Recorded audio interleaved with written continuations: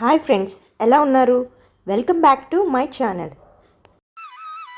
చేయడానికి ఒక పని, ప్రేమించడానికి ఒక వ్యక్తి, జీవించడానికి ఒక ఆశ, ఈ మూడు ఉన్నవాళ్ళు జీవితంలో సంతోషంగా ఉంటారు. అర్ధరాత్రిలో కూడా నిద్రను మరిచి తీవ్రంగా ఆలోచిస్తూ ఉన్నావంటే రేపు భవిష్యత్తు కోసమైనా అయ్యుండాలి, లేదా జరిగిన గతాన్ని తలుచుకుని సతమతమవుతూ గుండెల్లో నింపుకున్న బాధను తీసేసే ప్రయత్నమైనా అయ్యుండాలి. మీతో మాట్లాడడానికి టైం లేనంత బిజీగా ఉన్నామని చెప్పిన వారి మాటలు నమ్మకండి. వారికి కావలసిన జాబితాలో మీరు లేరు అన్న నిజాన్ని గ్రహించండి. ఎవరికో నీవు నచ్చలేదని బాధపడుతూ ఉండకు. బట్టల షాపులో కూడా ఒకరికి నచ్చక పక్కన పాడవేసినవే మరొకరికి బాగా నచ్చుతాయి. ఇక్కడ ఎవరి జీవితానికి వాళ్ళే న్యాయం చేసుకోలేరు. అదే పక్కోడి జీవితానికి జడ్జిమెంట్ చెప్పమంటే ప్రతి వాడు లాయరే. డబ్బు ఇది ఉంటే 10 మందిలో ఒకడివి అని చూపిస్తుంది, అది లేకుంటే పనికి మాలిన వాళ్ళలో ఒకడు అని నిందిస్తుంది. నీ బలం ఎవరికి తెలియకపోయినా పర్వాలేదు, బతికేయచ్చు. కానీ నీ బలహీనతను మాత్రం ఎవరికీ తెలియనివ్వకు, బతకనివ్వరు. ఎంత నొప్పి అయినా భరించు, కానీ మొదలుపెట్టిన పనిని మధ్యలో వదిలేసి వెళ్ళకు. వెతుక్కుంటూ వెళ్ళకు, అవమానపడతావు. ఎదురు చూస్తూ ఉండకు, మోసపోతావు. ఈ ప్రపంచమే ఒక నటన. నిన్ను నువ్వు నమ్ముకో, బాగుపడతావు. పక్కోడి తప్పులను చూసినట్టు మన తప్పులను చూసుకోగలిగితే ఈ ప్రపంచంలో చెడు అనేదే ఉండదు. ఒక్కొక్కసారి మన తప్పు లేకపోయినా కొందరి జీవితాలలో నుండి తప్పుకోవడమే మంచిది. ఎందుకంటే విలువలేని చోట వజ్రం కూడా రాయితో సమానం కదా. జీవితాన్ని చాలా అందంగా ఊహించుకుంటాం, కానీ ఎవరికీ చెప్పుకోలేని బాధతో, ఎవరికీ కనబడని కన్నీళ్లతో ఉంటుందని ఎవరూ ఊహించరు. నీకు ఎవరైనా నచ్చకపోతే వారికి దూరంగా ఉండు, అంతేకాని వారిని నలుగురిలో చులకన చేసే మాట్లాడకు.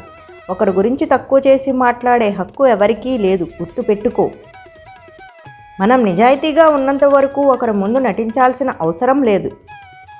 అదృష్టం కోసం ఎదురు చూస్తూ ఏ ప్రయత్నం చేయకపోవడమే అసలైన దరిద్రం. ఇక్కడ ఎవరి జీవితాలు సాఫీగా లేవు, అందరివి పడుతూ లేస్తున్న జీవితాలే. జాలిపడి ఏ పనినైనా చెయ్యొచ్చు, కానీ పెళ్లి చేసుకోవడంలో, ప్రేమించడంలో మాత్రం జాలి పడకూడదు.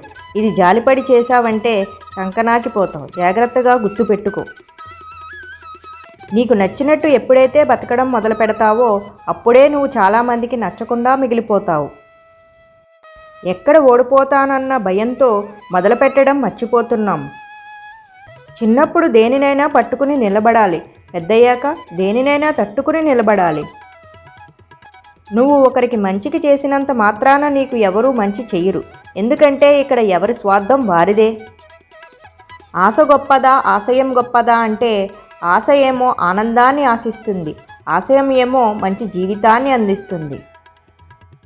నువ్వు ఏదైనా లక్ష్యం పెట్టుకుంటే దాని గురించి ముందే ఎవరికీ చెప్పకు. నువ్వు సాధించాక ఎలాగో తెలుస్తుంది కదా.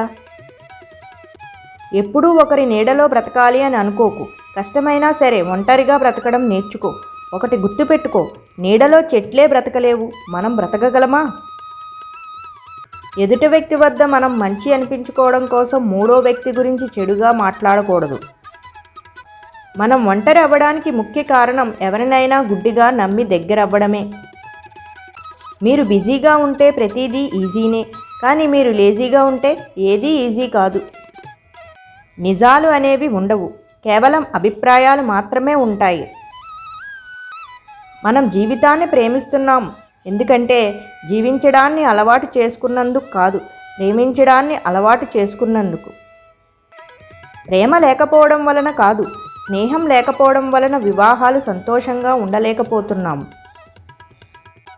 కొన్నిసార్లు జనాలు నిజాలు వినడానికి ఇష్టపడరు, ఎందుకంటే వాళ్ళు వాళ్ళ భ్రమను నాశనం చేసుకోవాలనుకోరు. ఎందుకు జీవించాలి అనే ఆలోచన కలవాడు ఎలాగైనా జీవించగలడు. చాలామంది తాము ఎంచుకున్న మార్గాన్ని అనుసరించడంలో మొండి పట్టుదల కలిగి ఉంటారు. కొంతమంది మాత్రమే లక్ష్యాన్ని సాధించడంలో మొండి పట్టుదల కలిగి ఉంటారు. గర్వంగా జీవించడం సాధ్యం కానప్పుడు గర్వంగా చనిపోవాలి. వాస్తవ ప్రపంచం అనేది ఊహాత్మక ప్రపంచం కన్నా చిన్నది. నీ ఒంటరితనాన్ని పోగొట్టుకోవడానికి నీకు స్నేహితుడు కావాలి. అలాగే అతని ఒంటరితనం పోగొట్టుకోవడానికి అతనికి నీతో స్నేహం కావాలి. ఎందుకంటే మీకు ఏకాంతంగా జీవించడం అంటే భయం. నిజమైన మనిషి ప్రమాదాన్ని మరియు ఆటను కోరుకుంటాడు. అందుకే అతను స్త్రీని కోరుకుంటాడు. ఎందుకంటే స్త్రీ ఒక ప్రమాదకరమైన ఆట వస్తువు. బాధ కలిగినప్పుడు కన్నీటిని వదిలే బదులు ఆ కన్నీటికి కారణమైన వారిని వదిలేయటం ఉత్తమం. మిమ్మల్ని ప్రేమించే వారిని మనసును ఎప్పుడూ గాయపరచకండి. ఎందుకంటే వారు మిమ్మల్ని ఏమీ అనలేరు. మౌనంగా మీ జీవితం నుండి నిష్క్రమించడం తప్ప. ఎవరితో ఎంతకాలం అనేది బంధం నిర్ణయించదు. మనుషుల ఆలోచనలే నిర్ణయిస్తాయి. మీరు మాట్లాడే మాటలు కొన్నిసార్లు ఒక వ్యక్తిని చాలా బాధ పెడతాయి. కావున ఆలోచించి మాట్లాడండి. ఒక ఆత్మీయ పలకరింపు ఎన్నో బాధల్ని మురిపిస్తుంది. Thank you for watching. First time కనుక నా ఛానల్ చూస్తున్నట్టయితే వెంటనే సబ్స్క్రైబ్ చేసుకోండి. పక్కనే ఉన్న బెల్ ఐకాన్ని క్లిక్ చేసి పెట్టుకోండి. ఎందుకంటే నేను పెట్టే ప్రతి వీడియోని మిస్ కాకుండా చూడొచ్చు. ఈ వీడియో కనుక నచ్చినట్లయితే లైక్ చేయండి, షేర్ చేయండి అండ్ కమెంట్ చేయండి.